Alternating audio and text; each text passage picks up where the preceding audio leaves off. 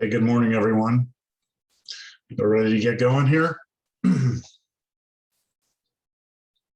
right, so I just put something up here about what we're doing today. Finishing 8.6, I'm going to cover 8.7. 8.7 is very short. And then we're going to actually look at the exam 2 review, and I'll answer any questions that you might have. I'll try and go through some of the problems if I have time. Of course, Monday, we have our exam. Just make sure that you have all these things taken care of before the exam. Hopefully we can get started faster than we did for the first exam. Are there any questions on any of this? We can have both the pre-cal and the cal formula sheet, right? Yes. And then on the homeworks, I had trouble with 8.4, and I haven't finished it quite yet. Can you extend the deadline maybe just a little bit on 8.4? Yeah, I'll try and remember to do that. If for some reason it's not, email me or text me. Okay, yeah, because the 8.4 was the only one that was a tough one for me. Okay. Yeah, I did the video solutions, and I'm sorry that they were so fast. I was just trying to get them done, but I think if you watch them, some of them I didn't even put the answers in to see if I got them right. I just did them. So it was more about just trying to make sure you understood the process for each problem. Okay, well, let's get started. Give me just a second here. I'll be right back.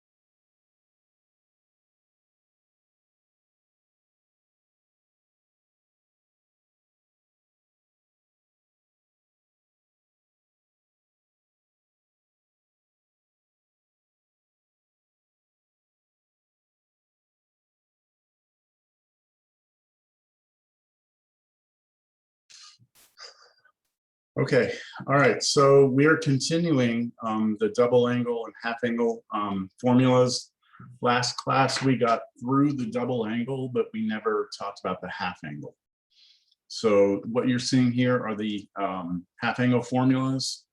And why is this not wanting to move? Hold on. The page is not, oh, there we go. So we have new formulas that allow us to take sine, cosine, and tangent of any angle divided by 2.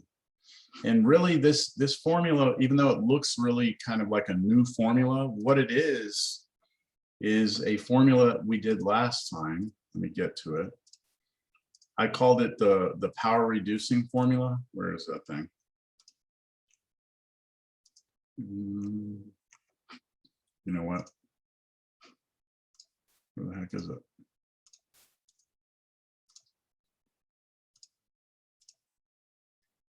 No. You know what? I'll show it to you on the formula sheet. So on our formulas, these formulas right here, let me just go ahead and copy these.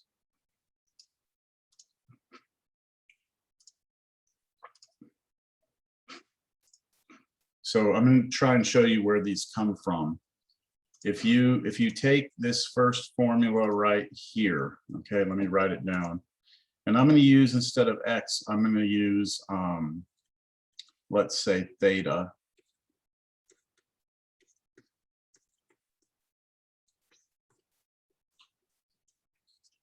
Okay, so that's this formula with theta instead. Then if you take theta and replace it with alpha over 2, okay? So if I replace theta with alpha over 2, then we get right here at this point, when we do this, it's 2 times alpha over 2. And then the 2's cancel, and all you get here is cosine alpha over 2. And then we take the square root on both sides. So if I take the square root here and the square root here, because I did the square root, I have to do plus or minus. And the square root cancel here.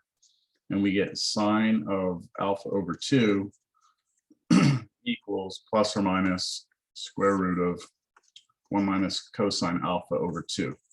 And that's the formula. That's the first formula here that I'm about to show you. That's this first one right here. And so if you do the same thing for the cosine one, you get this formula.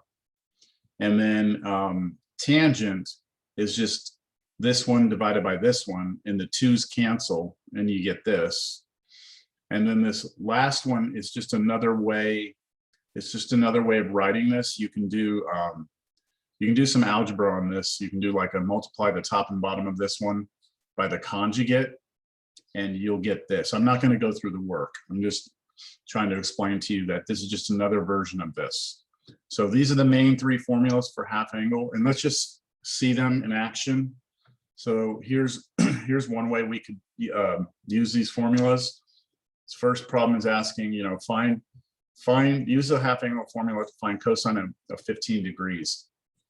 15 degrees is not one of our common angles, but we do realize, well, we would have to realize that cosine of 15 degrees is actually the same as cosine of a common angle that we do know, 30 degrees divided by 2.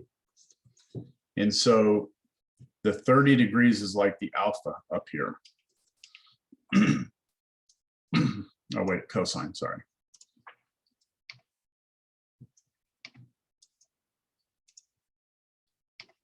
Come on.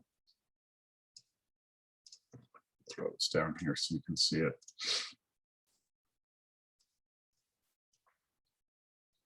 So I'm going to use this formula right here. And so we get that this is equal to, according to this is plus or minus the square root of 1 plus cosine of just the alpha, which is the 30 degrees, and then over 2. And then we need to know what cosine of 30 degrees is. So plus or minus square root. Now we do know cosine of 30 degrees off of our unit circle. 30 degrees is right here. Cosine is the x coordinate. So the x coordinate is √3 over 2.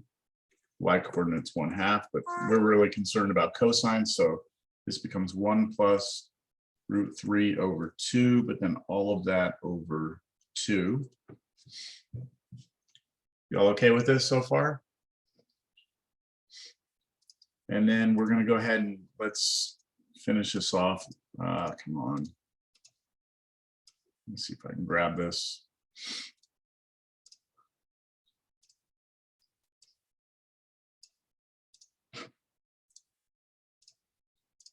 Okay, so a couple of things we could do here.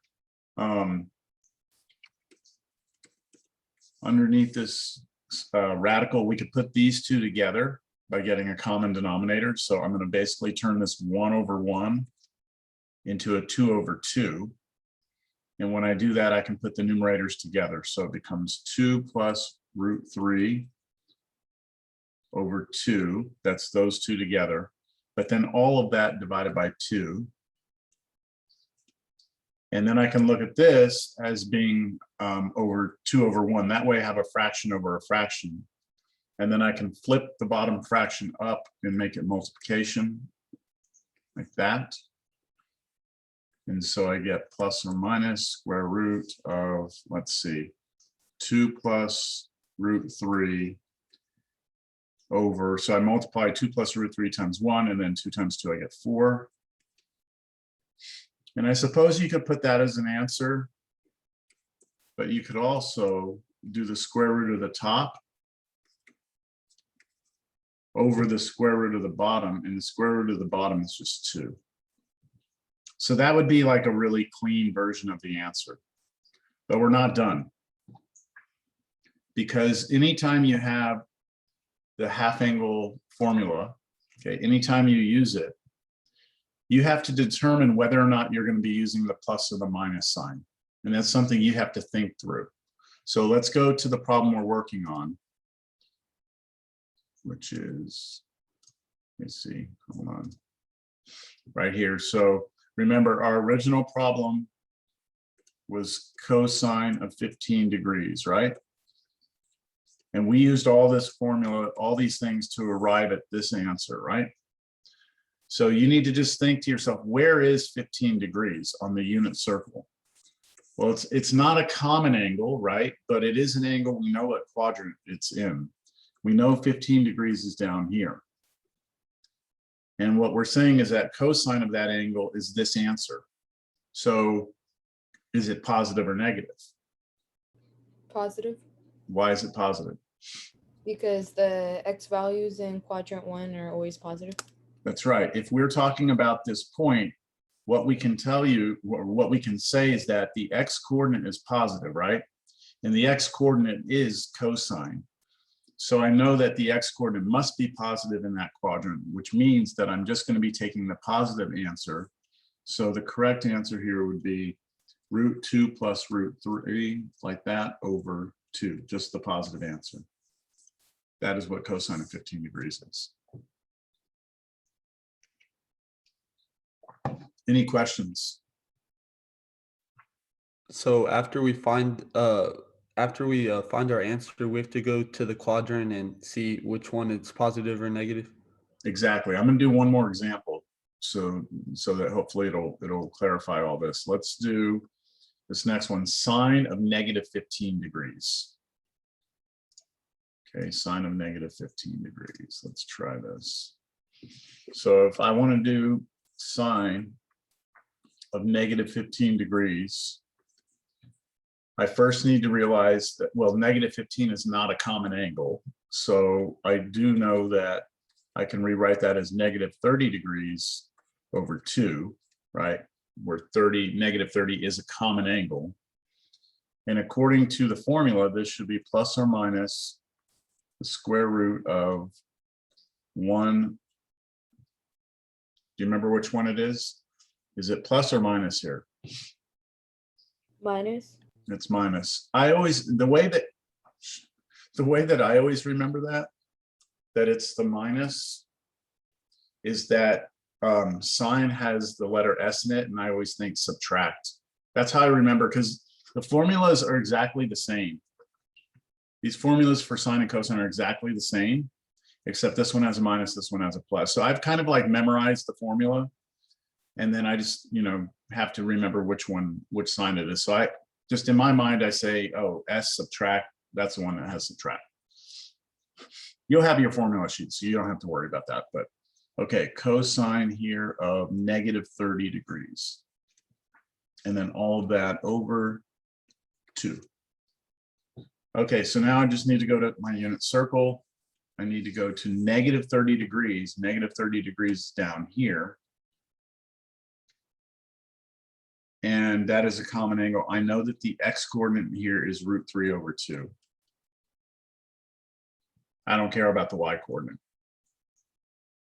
So this should become plus or minus square root 1 minus, and then all of that cosine of negative 30 degrees, the whole thing turns into √3 over 2. And then the whole thing is divided by 2 again.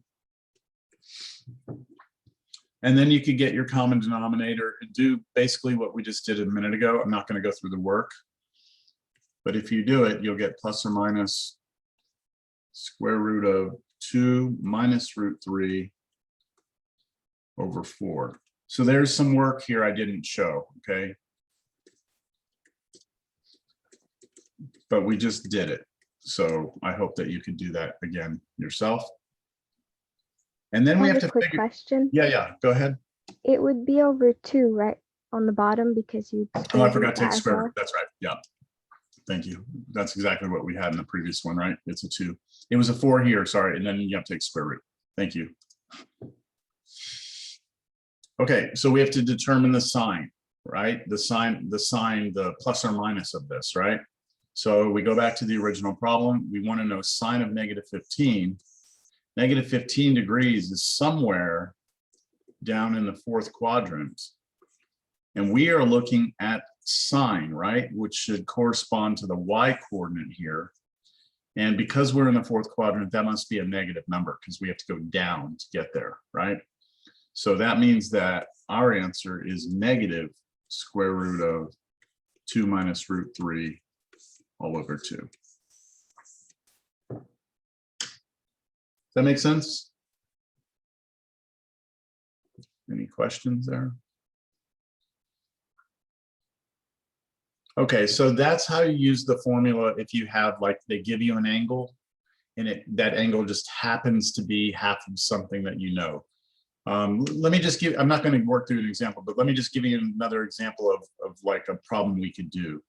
How about cosine of, I'm trying to think of an angle that we could come up with half of it easily. What's half of 45? 22 and a half, right? I could do like cosine 22.5 degrees. Because that is cosine of 45 degrees divided by 2. And then I could use the formula, couldn't I?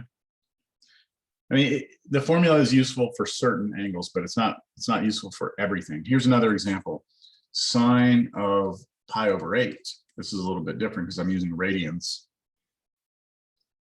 Pi over 8 is not a common angle. However, I could rewrite that as pi over 4 over 2. Because if you take pi over 4 and divide it by 2, you look at 2 as 2 over 1, then you do the reciprocal, it becomes pi over 8. And so by rewriting it like this, you do know everything you need to know about pi over 4. Does that make sense? So it's useful, but we can't use this for every angle that exists out there. It has to be half of something we know. Okay.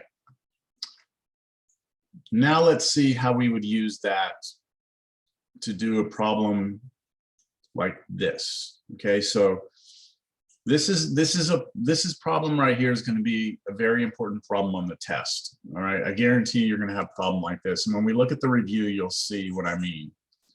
I'm going to give you some information about cosine of an angle, in this case, cosine of alpha. I'm going to give you some information about it. I'm going to give you some restriction on that angle. And then from that, I want you to figure out what sine of half of that angle is and cosine of half of that angle and tangent of half of that angle. So what you're going to have to do, and we've done this before in the previous sections, where I asked you what sine of 2 theta was, or cosine of 2 theta. This is the same thing, except I'm asking for half of the angle instead. So you're going to set this up the same way. You're going to look at this and this together and try and draw, not on a triangle, we will draw a triangle, but you're going to try and figure out like where this angle is and what the XY coordinates are and what the radius or the R is for the point. So I'll start out by making sure I understand that alpha is between pi and 3 pi over 2, which puts us down in the third quadrant. So we're not here, and we're not here, right? So alpha is somewhere in here. So if I were to like look at the angle alpha lands me somewhere in the third quadrant. And then from here out to some point, I have an R and I have an X and I have a Y that corresponds to that alpha. Now, the fact that cosine of alpha is -3/5, and we know that cosine of any angle should be the X over the R. Right now, that's something we have to know, all right, is that when you talk about cosine of an angle, it's always the X coordinate over the R. That will help us figure out what X is and what R is. So what is X? In this case, what is it? What is X going to be for us? And what is R? 3. So X would be 3. Okay, maybe. What about the negative here? Where does this negative sign go? It would be a -3. Yeah, so remember the R always has to be positive. So that means we need to look at this fraction as being -3/5. And that means the R has to be 5 and the X has to be -3. And does it make sense that the X would be -3 if you're in the third quadrant?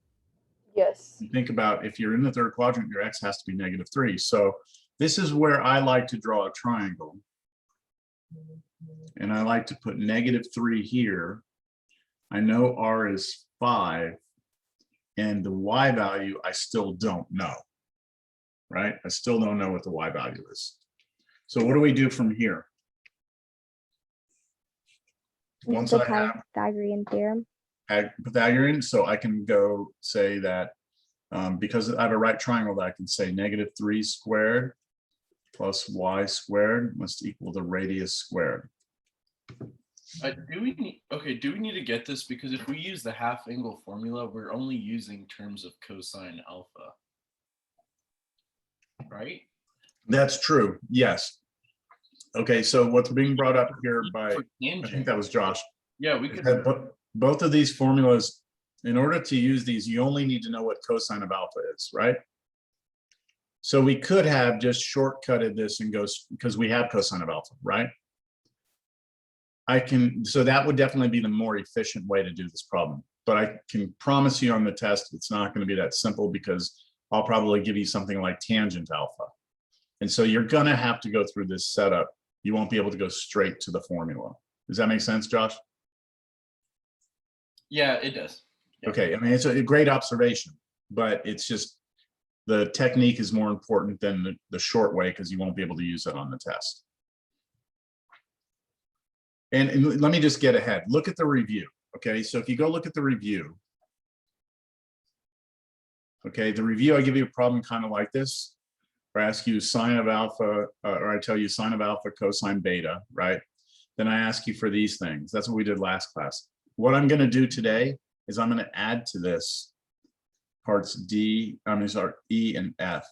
And I'm going to ask you for something like, what is sine of alpha over 2?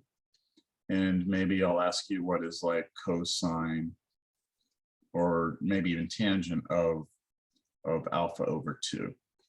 So see, I'll add something to this list of things to do. And so like if you're going to be asked for sine of alpha over 2, you need to know what cosine of alpha is to do that. And you don't have any information about cosine of alpha. But you're going to be getting that anyway to do parts A, B, C, and D. Does that make sense, Josh? Yeah, yes, sir. Yes, sir. Okay, okay. All right, so let me get back to this. Okay, so here we are. We're going to go ahead and finish working this out. This is 9 plus y squared equals 25. And then move our 9 over, so y squared is 16. And then take the square root on both sides. And then when we do that, we get plus or minus 4. And it's very important that we get the right sign on the y. So which one is it? -4. -4, because It's in the fourth quadrant. we're in the fourth quadrant, right? So if you look at this, to get to this point, you have to go down. So now we know everything. We know what y is, we know what x is, and we know what r is. And once we know x, y, and r, we can find any trig function for alpha, right? Anything we want. Okay, so let's go and do part A. To do sine of alpha over 2, we know that that's plus or minus the square root of 1 minus cosine alpha over 2. And this is what Josh was saying, is that because cosine of alpha was given, right, that was actually given to us, we didn't need to do any of this work, right? We didn't need to do that. But because we have x, y, and r, we could do this, you know, we can do any trig function now that we have this. So if I'm looking at that, I could say cosine of alpha, I know is the x over r, which is -3/5. So I'm going to come back up here. I'm going to say 1 minus cosine of alpha is, careful here, -3/5, and then over 2. So that's plus or minus square root 1 plus 3/5 over 2. Negative negative is positive. And then I have to get a common denominator. So I have to turn this 1 into a 5 over 5. So it becomes 8/5 over 2. And that's plus or minus square root of, let's see, 8 over 10. Again, this is where you turn the 2 into a 2 over 1 and flip it and multiply. And that becomes 4/5 in there. Okay, we're not done. Okay, we're not done. We have to figure out whether or not this answer is positive or negative. So to do that, what we're going to do is we're going to go back up to what we know about alpha right here. We were given that alpha had to be between 3 pi over 2 and pi, right? Was it including? No, not including, sorry. Right? This is what we know about alpha. We want to know what sine of alpha over 2 is. So we're trying to figure out, what's the y coordinate when we're looking at alpha over 2. So this tells you about alpha, but it doesn't tell you about alpha over 2. But there's an easy fix. All we do is just divide everything by 2. So when you divide this by 2, let's see, we get pi over 2 less than alpha over 2 less than 3 pi over 4.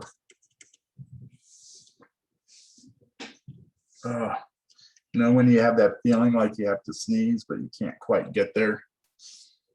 I've had that since we started doing this today. Okay, where are we? Where's alpha over 2? Between pi over 2, which is straight up, right? That's pi over 2, and 3 pi over 4, which is right here. So we're somewhere in here. Alpha over 2 has to lie in there somewhere. And so we don't know where exactly it is, but what we can say is that the y coordinate would be what?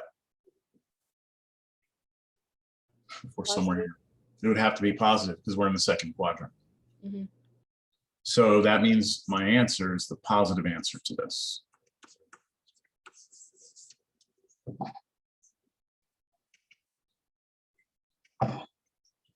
Any questions?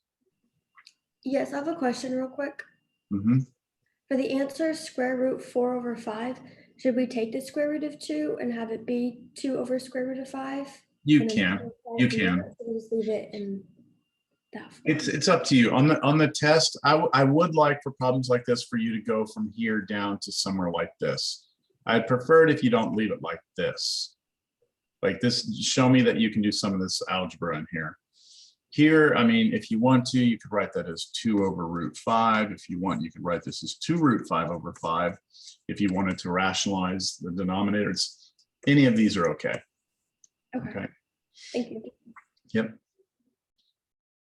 Okay, so what about for part B? I'm going to try and squeeze B right here because B is actually the only difference between A and B is that we have a plus sign here, right? And this plus sign here means that we have a plus sign here, which means when we put these together, it's not going to be 1 plus that, it's going to be 1 minus that. So I'm just going to put that here. Cosine of alpha over 2 should be plus or minus square root of 1 minus 3/5 over 2. Everyone understand that all I'm doing is changing that sign? That does have an impact on our answer though, because when we get a common denominator here, we're going to get 5 minus 3, which is 2 over 5 and then over 2. And that will give me plus or minus square root of 1/5. And is it the positive or negative? Cosine, right? That's what we're looking at. Cosine of this, which is the x coordinate. Alpha over 2, we already know is over here. So your x would have to be what over here? Negative. Negative. So that means that our answer is negative square root of 1/5. We good? That's part B.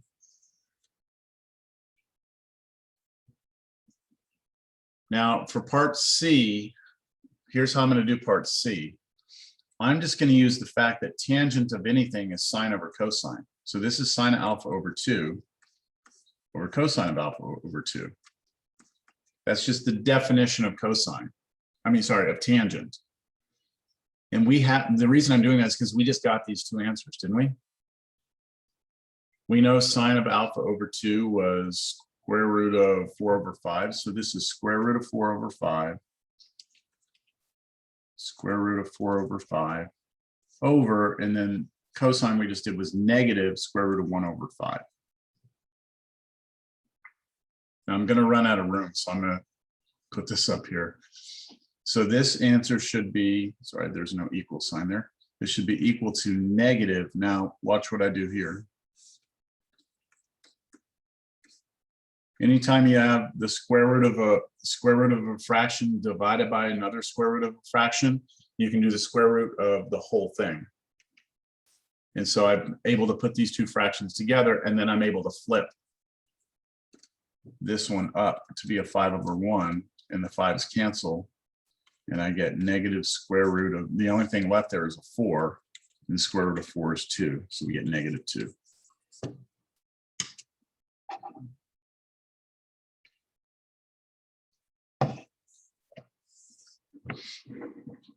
Okay. What do y'all think? This all right?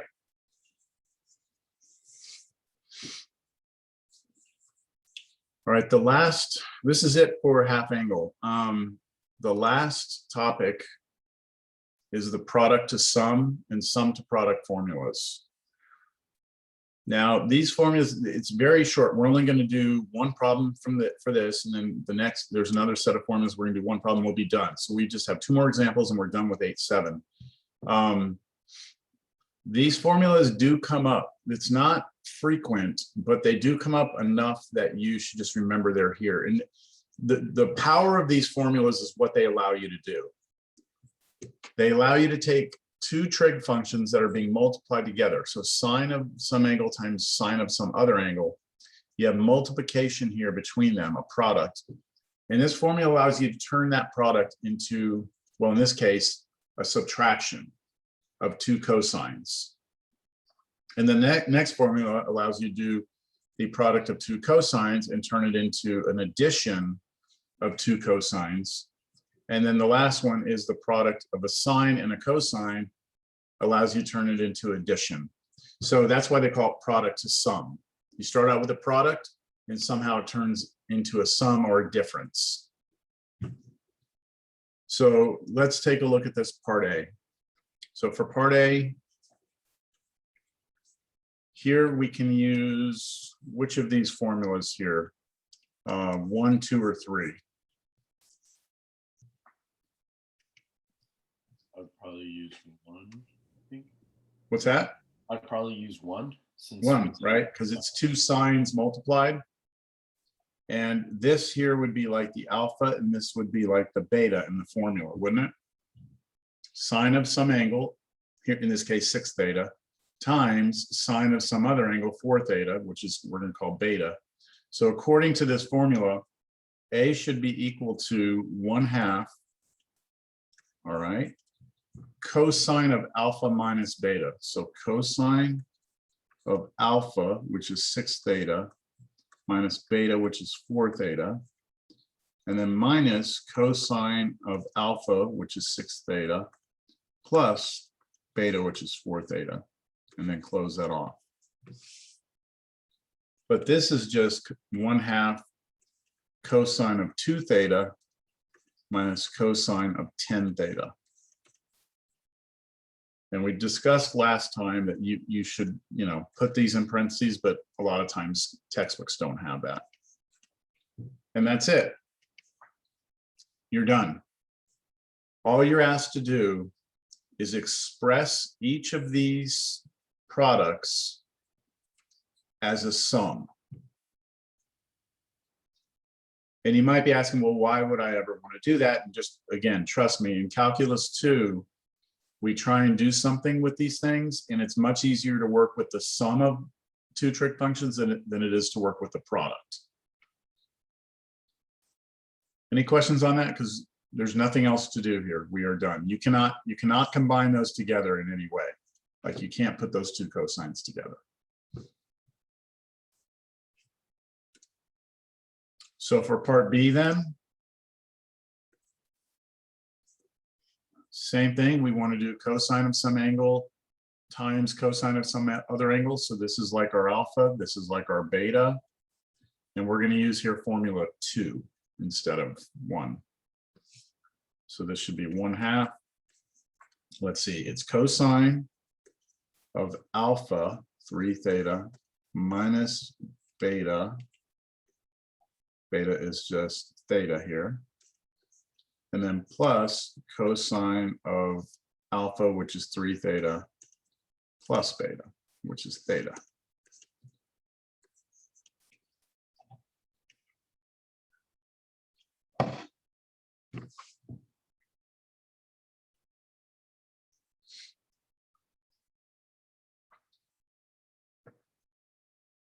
And then just add those up.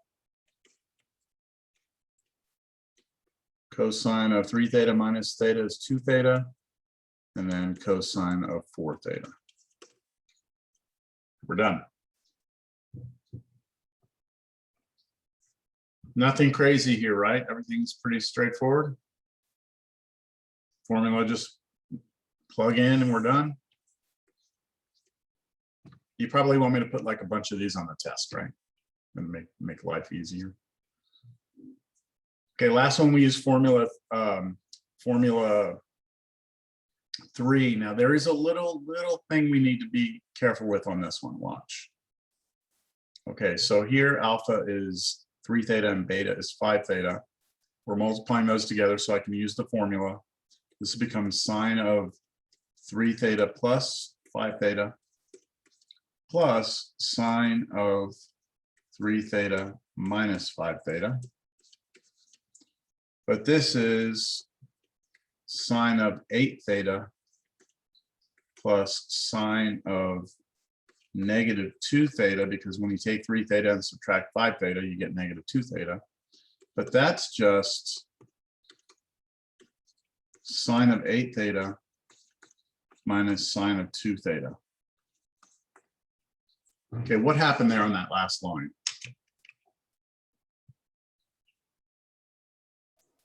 Sine is, I believe it's an even function is the term. Odd. So, odd, sorry. No, it's all right. You know what you're supposed to do. You just got the name mixed up.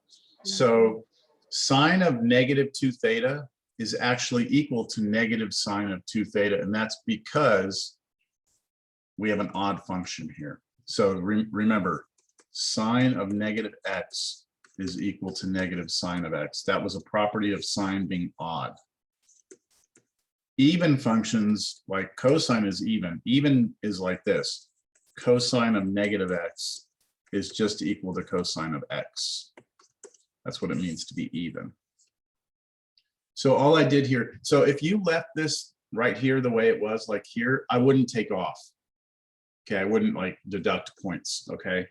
But as you move forward, you should understand that, you know, in calculus, a lot of times, this is the simplification we would do. We'd go from here to here, just so that we have something not negative inside the argument of this trig function. We good? So this formula is how we go from products to sums. And these formulas are on your formula sheet, I believe. I've got such a mess here now. Let me see if I can't get some of this out of here. Okay.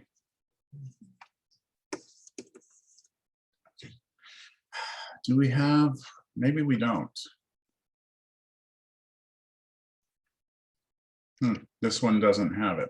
Okay. Well, that just shows you how infrequently it shows up in calculus. So as thorough as this formula sheet is, it's not, you know, it's not complete. Just make sure it's not somewhere else. Yeah, it's not here. Okay. So these you just have to be aware that they exist. And that if you needed to look them up, you could. All right, that's how we go from products to sums, we also need to go the other way around. We need a formula that would start as a sum and turn it into a product. And here are the formulas for those. So if you have two signs added together, you can put them together with this formula and it becomes a product. You can kind of see here, there's a multiplication right there. And then if you have two signs subtracted, you could do this. Two cosines added, do this. Two cosines subtracted, do this. So let's do one of these here. So for part A, we're going to look at this as being alpha and this is beta. We have subtraction between the two signs. So I'm going to use formula 7. So according to formula 7, that should be equal to 2. Now look, this is again where this is kind of tricky notation. Please understand that it's sine of all of that. All of that is inside the sine, and then all of that is inside the cosine. So I'm going to go to sine, and then alpha minus beta. I'm going to do this part right here, alpha minus beta, which should just be 5 theta. And the minus- 2 applies to both the sine and the cosine. So Yeah, like you multiply the sine by the cosine and then multiply that by 2. Yes, you would multiply the sine of this times cosine and then hit it with the 2. But the 2 would not distribute to both. Yeah. Yeah. And then we have cosine of, and then alpha plus beta. So 5 theta plus 3 theta, and then over 2. And then just clean that up.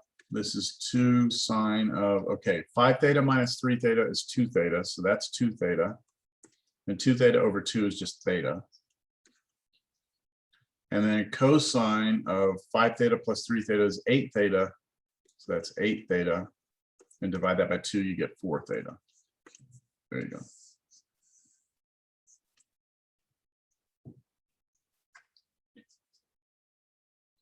Any questions?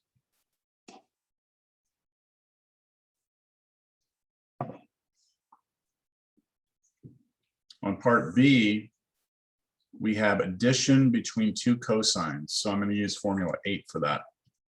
And that'll be alpha and that'll be beta. Okay, so for part B, this will be equal to 2. Okay, using formula 8, we have cosine. Oh, I don't need the bracket, sorry. Cosine of alpha plus beta. So 3 theta plus 2 theta. Over 2, and then cosine of alpha minus beta, which is 3 theta minus 2 theta over 2. So this is 2 cosine of 5 theta over 2, and then cosine of just theta over 2.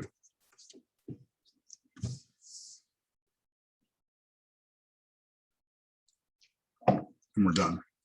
Any questions there?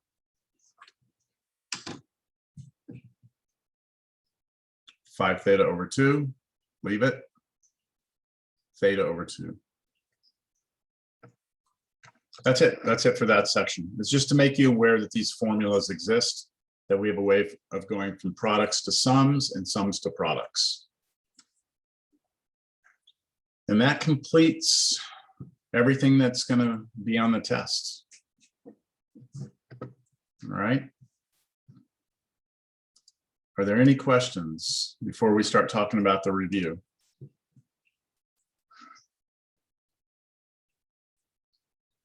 y'all feel overwhelmed? How do y'all feel about this exam? It's a lot of information. Yeah, it's a lot more than the previous one for sure. Oh yeah, there's a lot on here. Working on it yesterday and having difficulty remembering some of the stuff we went over. Yeah, I tried to put like what sections these things were from. And if you go back and look like at all the homework you've done and stuff, there's obviously problems that were on your homework that aren't on the review. These are like the main topics that I think you should be comfortable with. In looking at this, I think that this might be, well, obviously all these problems together is too long of a test to give you. Like there's no way I could give you a test that's this long. You just wouldn't have enough time. But I tried to give you like a good sampling of problems that if you feel comfortable with these, you should be okay on the test. But, so like if I don't include like a certain section, or, I only give you one of these or two of these, or, just know that I have to trim it down. I have to. So what I choose to do is going to be kind of up to me, right? So, all right. So why don't I let you think about this for a minute, and then what I'll do is I'll just kind of open the table up, for questions, and I can go over some of these problems, because I told you I don't plan on giving you a solution set for this. I'm trying to wean you off of the idea of me giving you a review that has the answers, and I want you to feel good about the work you're doing. But I will go through some of it. I will only have like 50 minutes or so. But why don't you just look through this? You should have it on your email. Look through it, and we'll start taking requests. Can we briefly go over the sketching, particularly the phase shift? Because when we did it, we were plugging it into a computer sketching program for the homework. Mm-hmm. Which is not the way I want you to do it. Right. Yeah. We will go over one of those. Yep. I'm going to let everyone kind of look at it for a minute, and then we'll do it by request, and we'll start with one of the sketching ones in a minute. So let me give you a minute or two.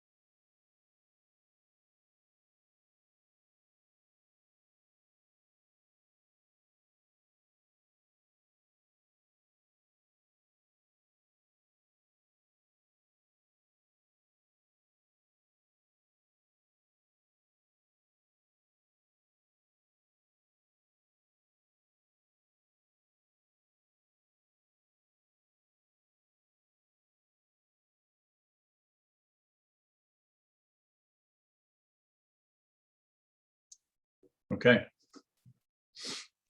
By the way, I will say, at this point, I'm just reviewing. So if you feel like you want to review on your own and you're happy and you want to leave, you can leave the class. I won't count, won't count it against you. But, I may cover something here that you find valuable too. So, all right, so we're going to start with one of the sketching ones.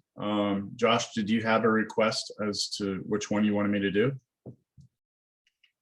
Either of them is fine. I'm just, the phase shift is, when I try to draw it, it just gets wonky. Okay, so what I'm testing for here on this problem,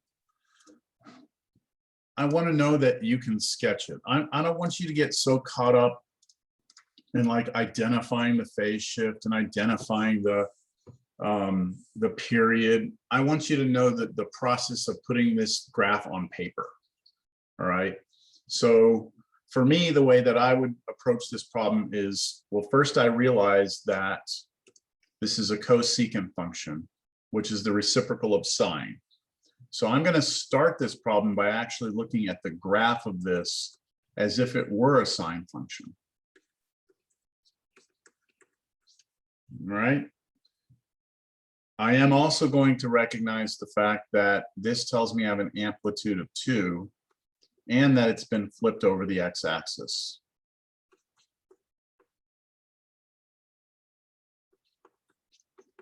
Right. So when I graph it, I just need to remember that. Now, the next thing I'm thinking is, okay, all sine functions look like this. But, well, I should say all. The standard sine function looks like this. And I don't really care too much about the points. I care about the fact that at the beginning, in the middle, in the end, or where I have x-intercepts, and I know that I have a peak and a valley at the quarter points, the quarter of the way through the period. So what I told you all to do is to try and figure out where the starting and the ending of this is. Where's the start? Where's the end? And to do that, does anyone remember what I said to do?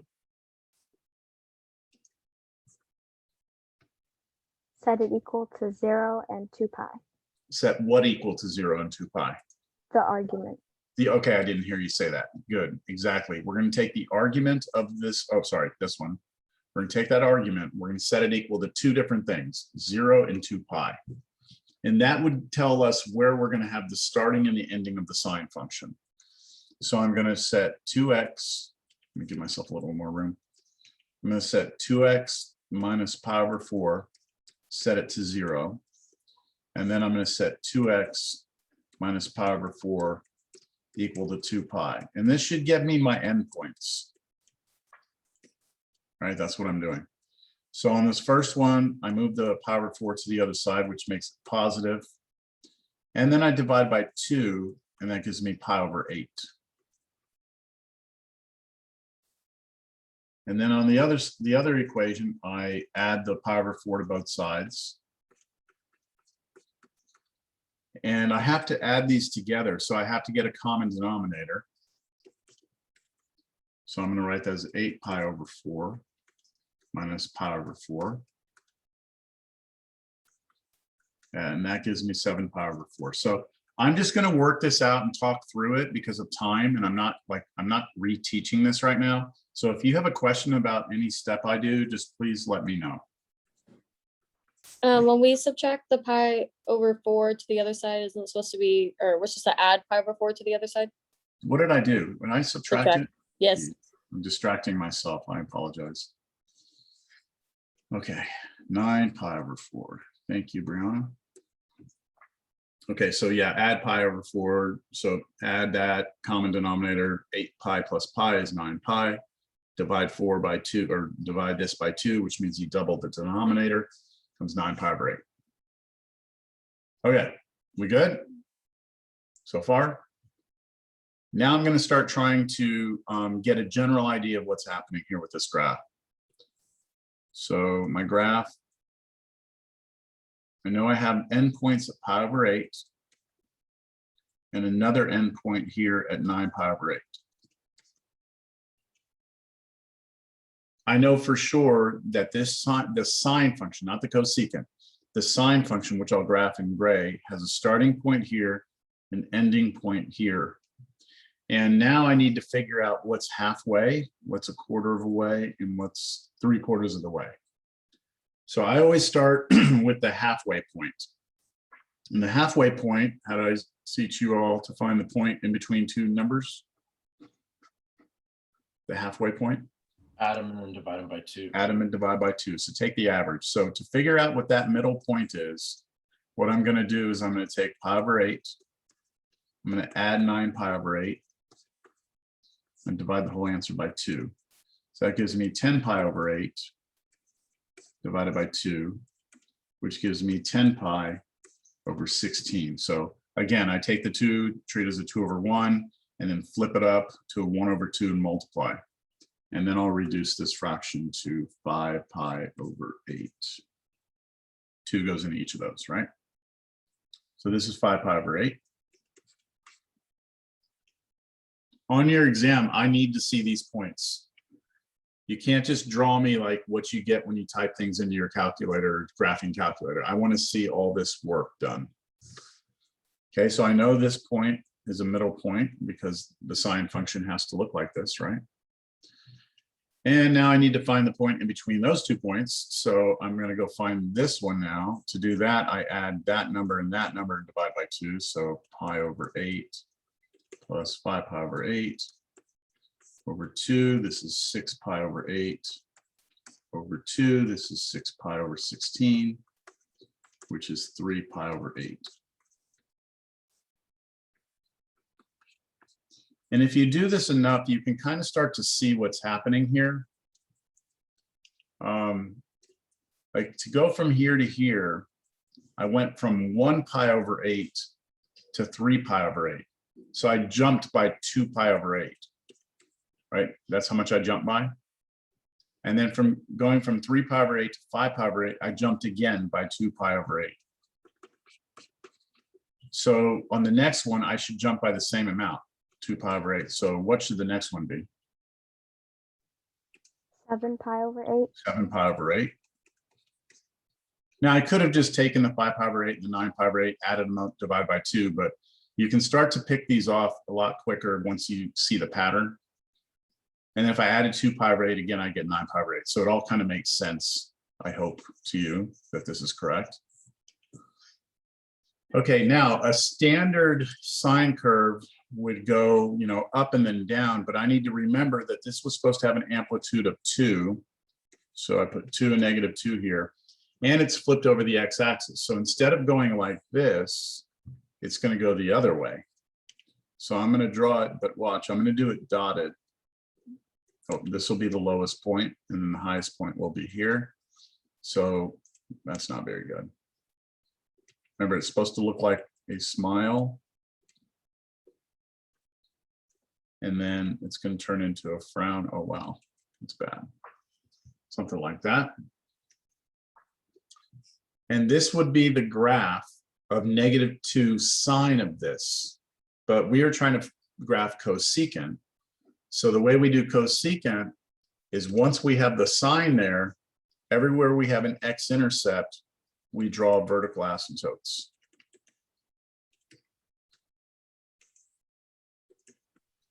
I have a quick question. Yep.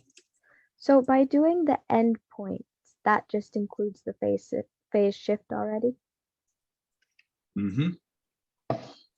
Yeah, that's By doing these endpoints, it actually takes care of the phase shift along with any sort of change in period. Like it compensates for everything, which is why I like that method.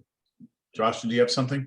No, that's exactly what Anna Marie was saying. That's where I was getting confused. Yeah. So like if you're asked to find the period, right? If you're asked to find the period, which I'm not going to ask you to find the period, I just want you to graph it. But just moving ahead in a different class, let's say. If you're asked to find the period, then what you're supposed to do is there's a formula for it. You take 2 pi and divide it by the number in front of x. So the period of this would be pi. And that's just the distance from here to here. Okay. And then the phase shift is, there's another formula for that that we went through in class, but it has to do with taking this number and dividing by this number. Here you would get pi over 8, which you can see we shifted to the right, pi over 8. But again, that's not the critical thing here for me. Look, in a calculus class, we're not going to be sitting there going, what's the phase shift? What's the period? We're going to be like, what does the graph look like? Because we need to go do something with that graph. So it's more important in calculus to be able to put the graph on paper. Okay, so here we go. I'll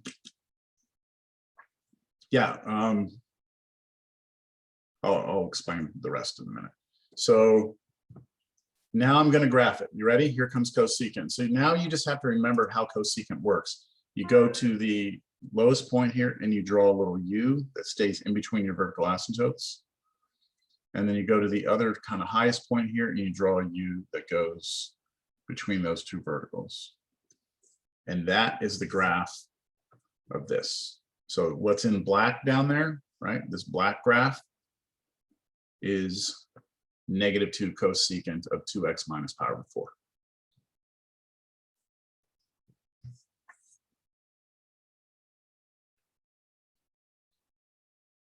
So like in a calculus class, okay, in a calculus class, what you might be doing in a calculus, just so you know, like what might come down the road for you. You might take a look at this graph and you might be asked to find the area between this curve and this line. So let's say I draw a line that looks like this. and I ask you to find the area between these two curves, which means I want you to tell me what's the area of that yellow region. Now, that's a Cal 2 question. It's not something we can answer easily here at all right? But the only way you can do that problem in Cal 2 is if you can draw the pictures, if you can actually draw the graphs, because you need to know a lot of things. You need to know, like, is the red one above the black one, or is the black one above the red one? Like, because I could have drawn another line that did this.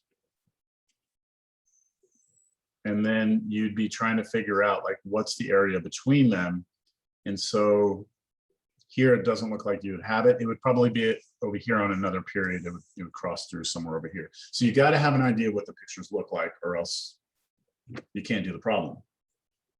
You can sit here and talk about periods and amplitudes and all that all day long, but if you can't visualize it, you're kind of done.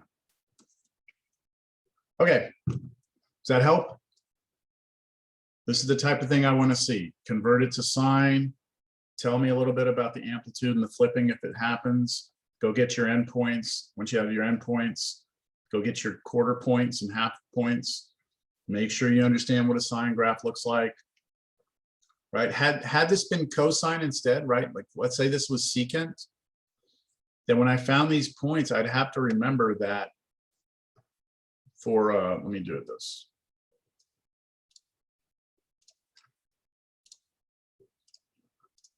So had this been instead secant, then I'd be graphing cosine. Everything else would work exactly the same. The thing that would change would be, let's see, where would this change? Try and do this without erasing everything there. So had this problem been negative 2 secant of 2x minus pi over 4, everything, come on, everything would be exactly the same, wouldn't it? However, when we go to do this graph, we need to remember that for cosine, the x-intercepts are at the quarter and 3/4 points, and that your standard cosine function goes like this.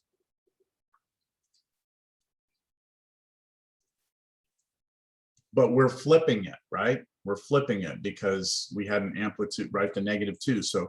So our cosine function would actually look like this.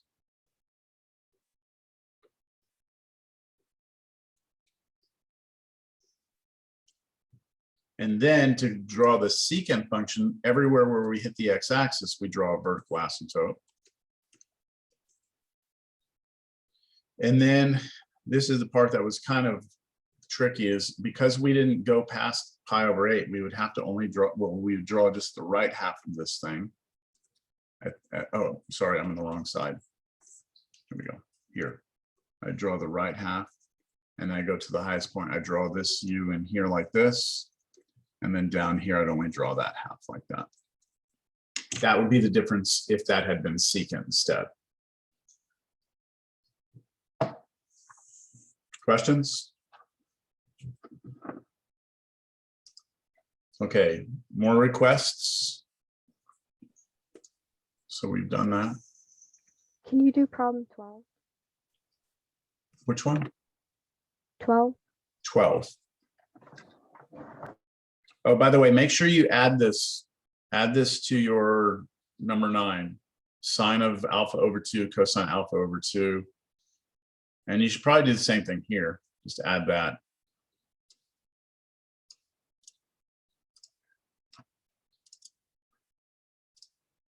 Oh, wow, why did it put it way down here?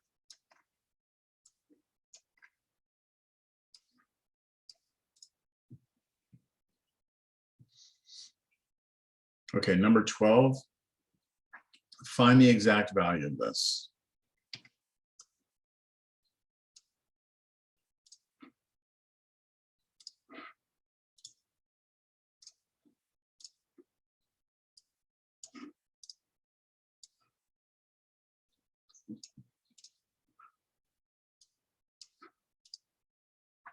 Okay, any ideas on how to go about this? I would probably quickly solve sine first. What do you mean? I would quickly solve for the left of the the minus sign. Oh, like this thing? Put this, because they're inverses, you're saying they just like kill each other off? Would it not? Well, if it depends, see, you have to see here that this parenthesis goes all the way out to here. Oh man. So if this were like, if this were instead like a parenthesis closed here, then you could do these together.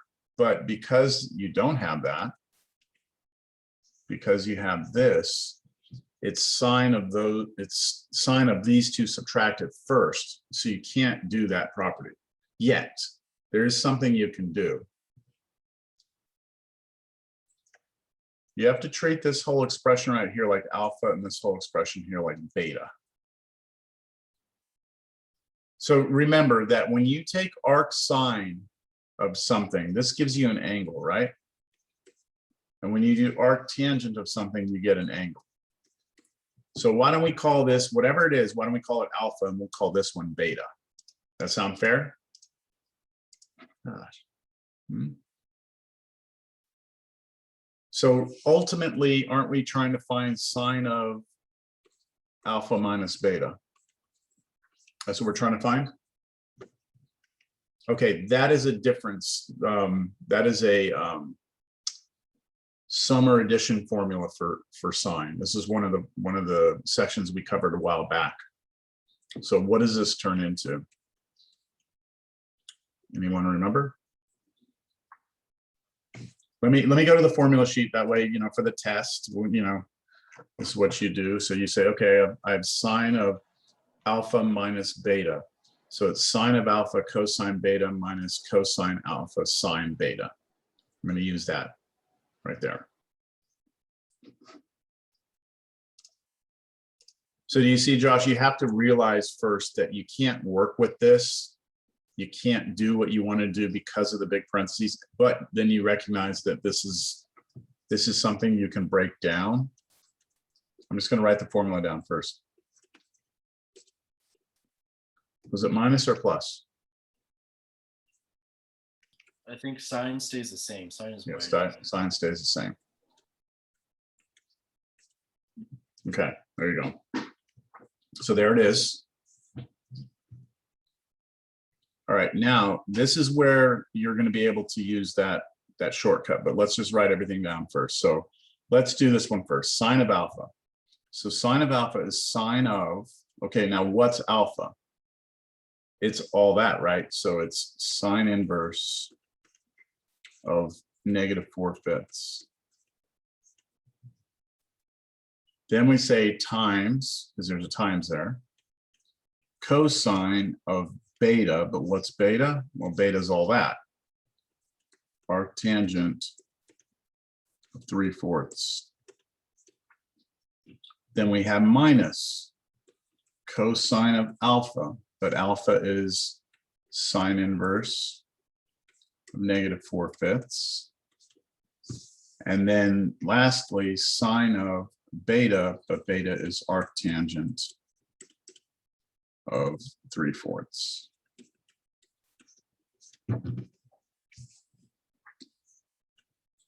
All right, Josh, do you see now? This one you can do with the shortcut.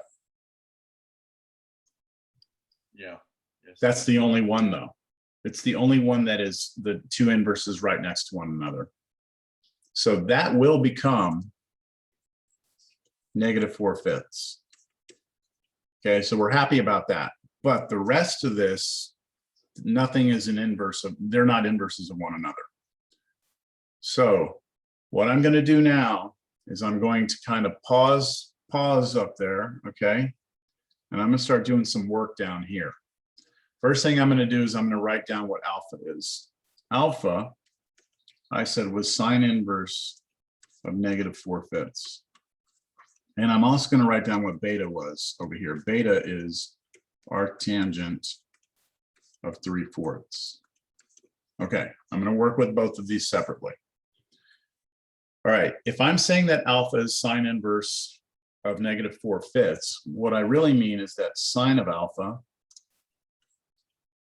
is -4/5, and alpha is in quadrant 1 or quadrant 4. Why am I saying that it has to be in quadrant 1? I'll say quadrant 1 or quadrant 4. Why am I saying that alpha has to be in quadrant 1 or 4? Because of our negative sign. Because of our inverse sign. Inverse sign is restricted, Oh, inverse. right? In here, in the first or in the fourth quadrants, right? So I can go from here to here as long as I'm saying alpha's in the first or fourth quadrants. Everyone okay with that? Now, which quadrant is it? I mean, the fact that you have an inverse sign tells you have to be in the first or the fourth, but the fact that it's -4/5 tells you it has to be where? It's got to be in the fourth. It's got to be in the fourth, because sine of an angle is the y coordinate, and this is saying your y coordinate's negative. And so you have to be in the fourth quadrant. So I'm going to start drawing a picture. I know that I've got some point here. It has an x and a y coordinate, and it has an r. The fact that sine of alpha is -4/5, sine by definition is the y over the r. So that tells me that r has to be the 5 and the y has to be the -4. Are y'all following me? Yes, sir. Yes, sir. Okay. So now this becomes, I can almost look as a right triangle. This is 5. I know the y is -4. And so really, I just need to know x in order to completely solve this out. Yeah. And I'll leave it to you to find that x is 3. All you're going to do there is x squared plus -4 squared equals 5 squared. And you'll get a plus or minus 3, but then because you're in the fourth quadrant, you must be a positive x. Yeah. So x is 3, y is -4, and r is 5. Now, why is this useful? Why is this useful? We can construct cosine. Oh, sorry. Yeah. So back up here. This first statement right here, right? Where is it right here? Cosine of alpha, right? That's this one right here. Cosine of alpha is that statement right there. But we just figured out everything we need to know about alpha, don't we? I mean, that's what this triangle is based on. So if I ask you right now, what's cosine of alpha? Could you tell me? By definition, 3/5. it's 3/5. It's x over r, which is 3/5. So that allows me to say cosine of alpha, this green thing, this whole green thing turns into 3/5. So the minus sign here. Does that make sense, everyone? So I have minus here. So I have this, I had this because we got lucky, but I don't have these two. But the arctangent of 3/4, that's your beta. So now we're going to do the same thing we did over here for beta. Here we can say that tangent of beta must be 3/4. And beta must be, okay, so for arctangent, what's the restriction on the domain?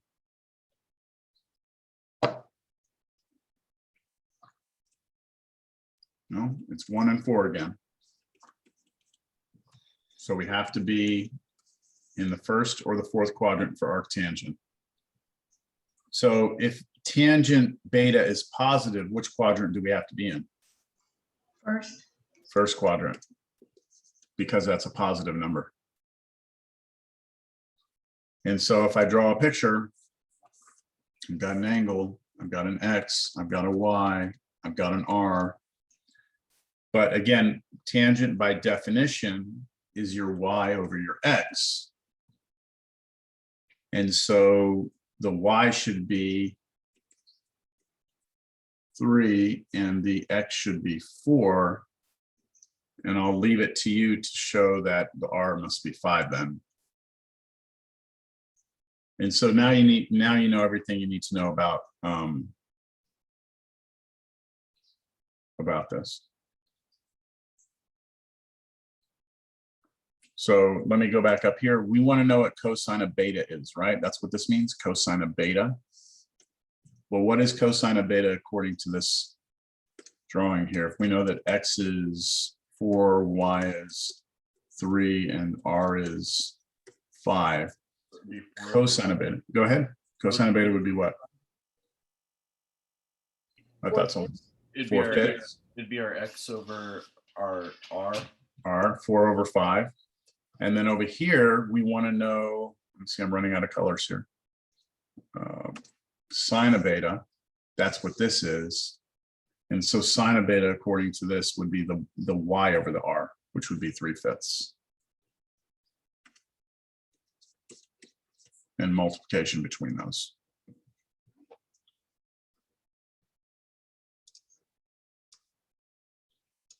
So at the end of everything here, we have that this is equal to multiply across, straight across, -16 over 25, and then minus 9 over 25.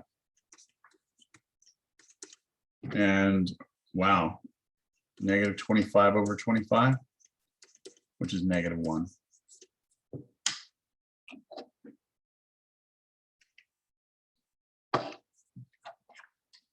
So if you do this on the test and you just give me the answer -1, you don't show me any work for it, you're not going to get credit.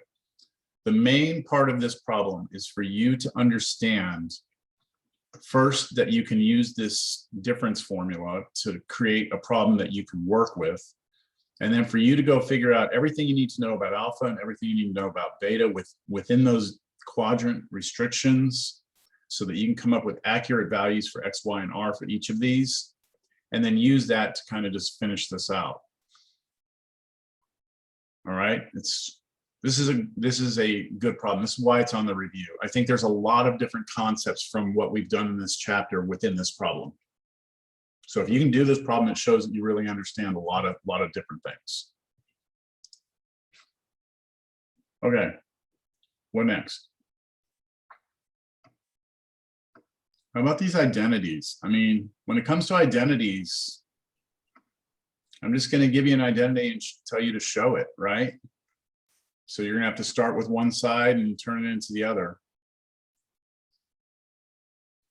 Yeah, if we could go, I was thinking, yeah, if we could go over some of the identities, that'd be great. Okay.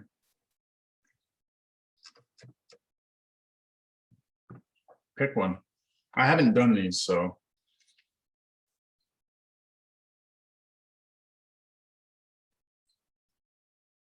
Which one do you want me to do?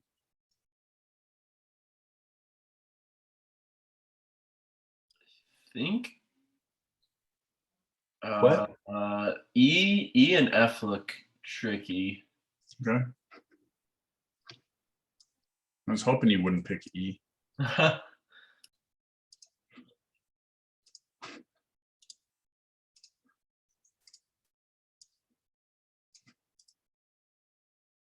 I'll start with E. So I know that the standard practice is to start with the more complicated looking side, right?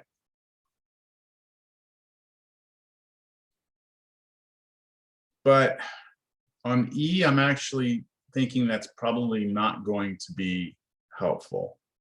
Maybe it is.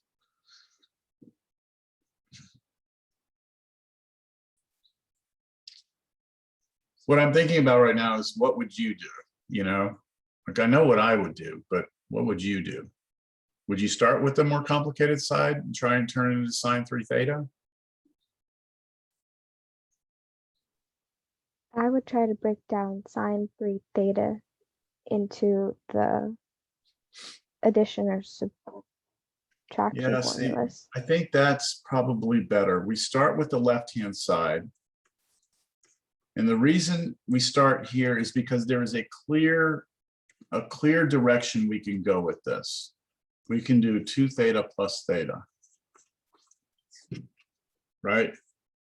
That may not seem natural, but I've done this. I did this in class. So now we have sine of the sum, right? So we can use the formula we just used in the previous problem. This should be sine of, this is like the alpha and this is like the beta. This would be sine 2 theta cosine theta plus cosine 2 theta sine theta.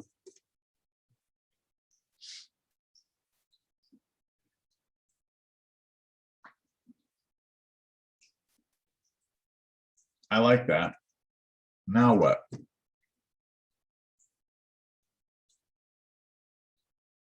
Look at where we're trying to go. We're trying to get to this, right?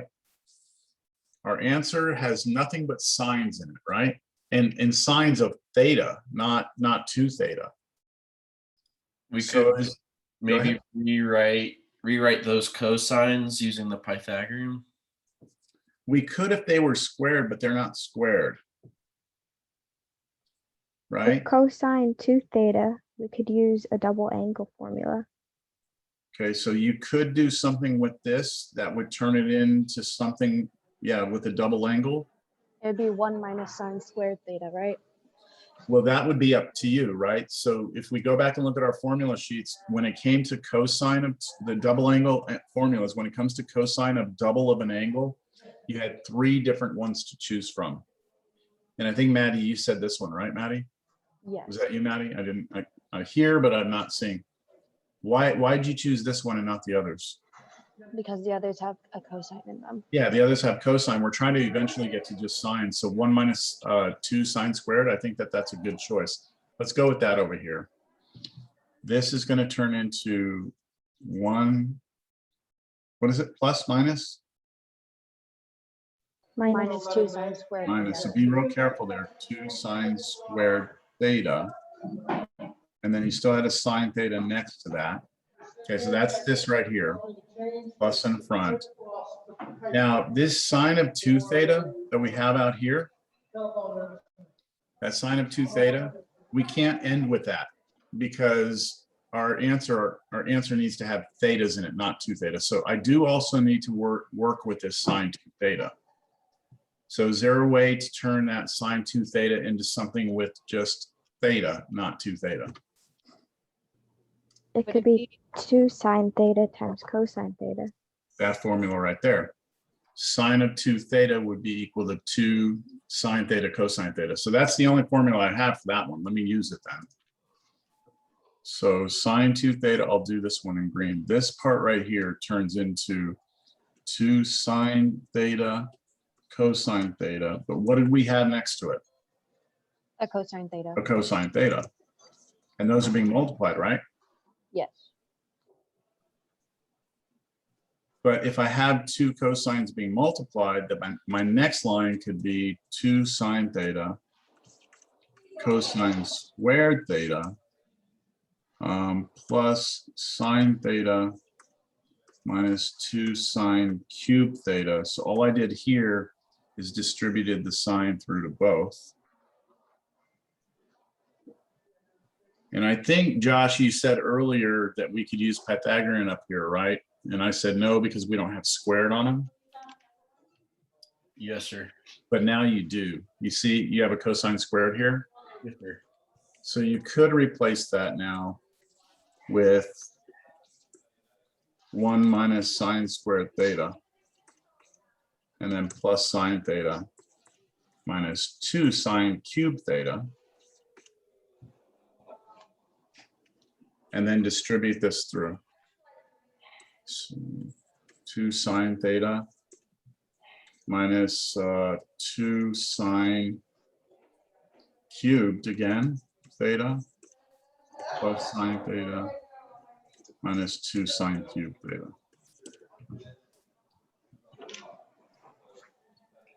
Okay, we're there. These two go together, that's 3 of them. And these two go together, that's minus 4 of them. And that's the right-hand side.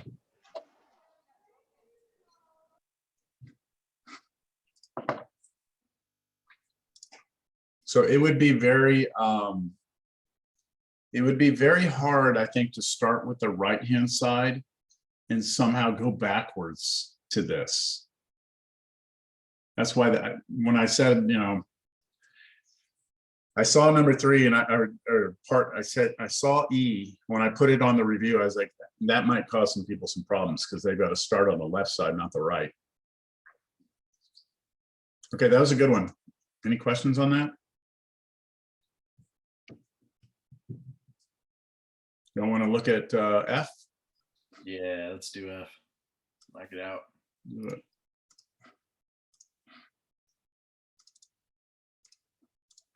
Let me give everyone a few minutes to see if you can get it on your own.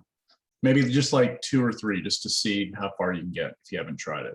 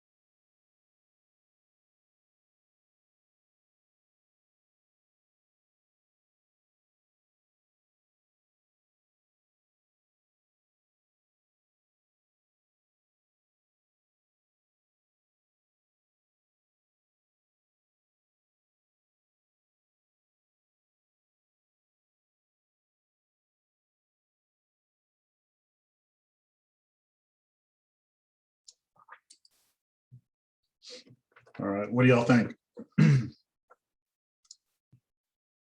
Which side? The left. Left, and then what? I separated the 2 and kept common denominator. How do you mean? So I did tangent over tan plus Mhm.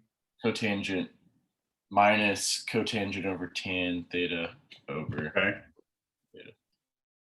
Did you get stuck? Yeah. Yeah, I think you would probably get stuck if you did that. I changed the tangent theta into sine of theta over cosine of theta, and then the cotangent of cosine of theta minus sine of theta. So basically, you're just switching everything in terms of sine and cosine, Yes. which is one of the techniques that we have. Let's see, how does that work out if you do that? It's going to work, but let's see why. So just switching everything to sine and cosine. Now, Josh, I'm not saying yours won't work. I just think you're probably going to get hung up somewhere.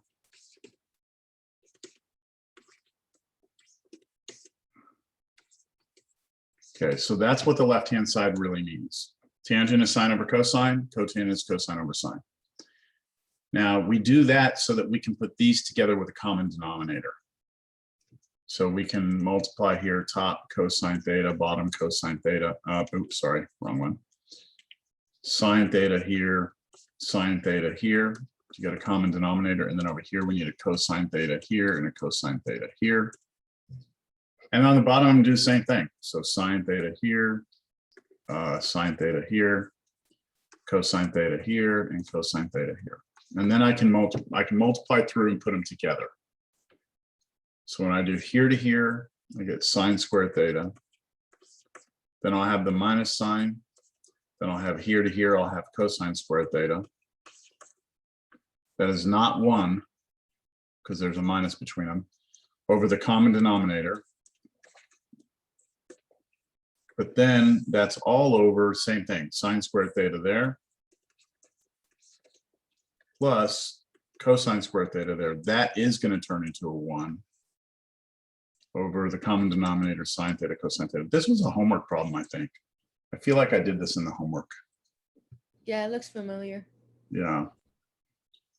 So if this top becomes a 1, then I can flip the fraction up and go sine theta cosine theta over 1 like that, and then cancel those, which leaves me with sine squared theta minus cosine squared theta, which is not this. However, if you look at your formulas, You can take the, what I did was I took the sine squared plus the cosine squared in the second fraction and converted that into a 1. yeah, what I like on this one, like personally for me, if I were working this problem out right now, what I would do, I don't know if that's what you said, Maddie, I would turn that into 1 minus cosine squared theta using the Pythagorean identity. Yeah, that's what I did. And And then then you still have the minus by cosine terms. squared theta. And when you put those two together, you get this.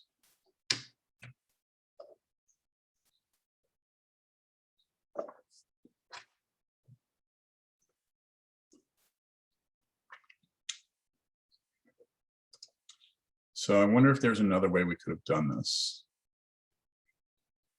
Probably. But I'm not going to do it. I'm just going to leave it alone. Okay, somebody else want to request anything else off of here? Give everyone an opportunity to ask a question.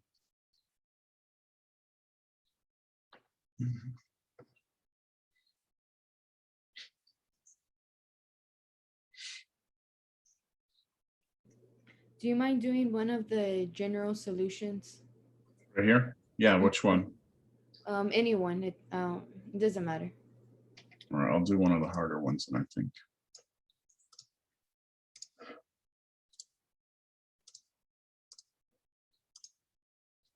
So we want to find the general solutions of this.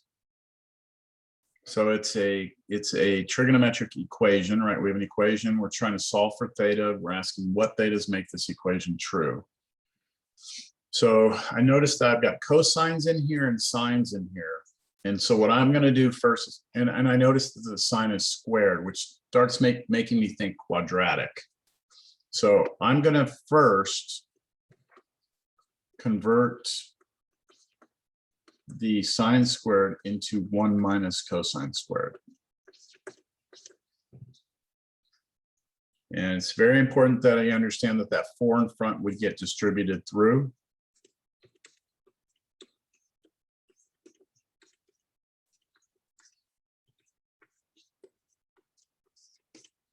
And now I'm going to take everything over to one side of the equation. So move everything, in this case, over to the left side. So I will have 4 cosine squared theta. I'll have 2 cosine theta. And I should get a minus 2 equals 0. Is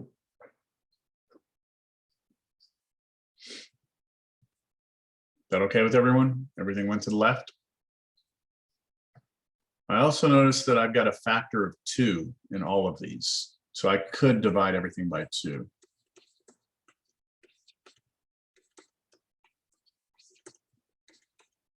And when you divide the right side by 2, it just goes away. Now, the whole reason I'm doing this and getting it to all to one side is that I'm hoping that I can factor this using the fact that that looks like a quadratic. Like that looks a lot like 2u squared plus u minus 1 equals 0. The fact that u is like the cosine, right? So this is like 2u squared plus u minus 1. And that does factor, I think. It's plus 1 here, minus 1 there. So that would factor this way if you were to do it. So this becomes 2 cosine theta minus 1 then cosine theta plus 1. And now that it's factored, you set each one equal to 0. So when I set each one equal to 0, I get 2 cosine theta minus 1 equals 0, and cosine theta plus 1 equals 0. If you solve for cosine theta on the first one, you get 1/2. And if you solve for cosine theta here, you get -1. Any questions up to that point? We're not done, but at this point, I ask myself, I say, okay, look, on the unit circle, where is cosine of an angle 1/2? So where is the x coordinate 1/2? And that would happen here, pi/3, and also down here at, well, there's different ways to look at this angle. You can look at it as negative pi/3, or you can look at it as 5 pi/3. It's kind of up to you. But there are 2 places. Do you all agree with that? That's where the x coordinate is 1/2. And so if I focus, let's just focus on this right now. We'll get to this in a minute. If I'm trying to figure out what all the answers could be that include these 2 points, because these 2 points are not directly across from one another, and I can't like jump from one back to the other easily, I'm going to have 2 sets of general solutions for this one. First one's going to be pi/3 plus any full revolution that gets me back there. And then the other one is going to be 5 pi/3 plus any full revolution that gets me back there. That will take care of that first equation. And then the other equation, I'm going to again just go look. Okay, cosine is the x coordinate. Where is it? -1. Well, that just happens there, right? It's the only place that the x coordinate is -1. So I need my theta to be equal to pi. That's the angle. But I could come all the way back around to pi, so plus 2 pi k. That would be the third and final set of answers. So my general solution is everything here. All of these represent my general solution. Now, on the review, I say on number 7, I say be able to find the solutions to this problem, to all of these problems, if I gave you an interval. Which means that if I wanted you to give me just the answers now between, let's say, all angles theta that are between 0 and 2 pi, how would you do that? Would you plug in 0 for k, 1 for k? And Yeah. 0? Yeah, you just start cycling through the different k values. But what I told you also is that if you're going to start cycling through the k's, it makes more sense to get a common denominator before you start doing that. So like you take the pi/3 plus, and instead of 2 pi k, I multiply top and bottom by 3. So I put 6 pi k over 3. So that way I can put these together. And this becomes pi plus 6 pi k all over 3. That's theta. And now I start letting k be 1, 2, 3, 4, and I keep going until I get to a point that I'm less than 2 pi. So I'm going to continue this answer, but I think I'm only going to do this one. And then you would still have to do the same thing for these other 2. So if I do this, if k is 0, we get theta is pi/3. If k is 1, and I plug 1 in here, I get 7 pi/3. If k is 2, we get, let's see, 2, 12, 13 pi/3. Oh, wait a minute. Hold on. I think I went too far already, didn't I? I went too far here. Those don't, 7 pi/3 is bigger than 2 pi. Oops, I went too far. So this would be my only answer. And then you have to do the rest, these 2. The problem of solving between 0 and 2 pi, that only gets complicated, like really kind of complicated when you have something other than theta in there, like one of these. When you've got like 2 theta or 3 theta in there. How would you like the answer written for that problem? Which version? Are you talking about if I'm asking for the general solutions? Or the solutions between like a certain interval? Between a certain interval. You would just list out the answers. You could write like theta equals pi over 3, and then whatever other answer you get, like 5 pi over 3 would be another answer, and then another answer you get would be pi. Those are actually the only answers. So you just list them out. Okay, thank you. If you want, you could do more than one list. It depends, or just give me like a final list. All right, we have about 8 minutes left. Wait, hold on. No, we're over time. I forgot. Right? We end at 10:40. 10:40. Yeah, I'm over on time. Oops, lost track of time. All right, so between now and Monday, feel free to visit me during my office hours if you need help. I would prefer that you come to my office hours if you want help. I prefer you come with a question like, hey, I tried this, but I'm having trouble, rather than, hey, just show me how to do this. Because this is part of what the review is about, is you going back to your notes, you going back and referring to things that you have that I've provided to you, and you going and figuring it out, right? So I'm happy to help, but I just want you to do your part and at least attempt things. See you Monday. Yeah. Yes, sir. Thank you. Okay. Have a Okay. good weekend. Good luck studying. You too. Yeah. Thank you. Bye. Bye-bye.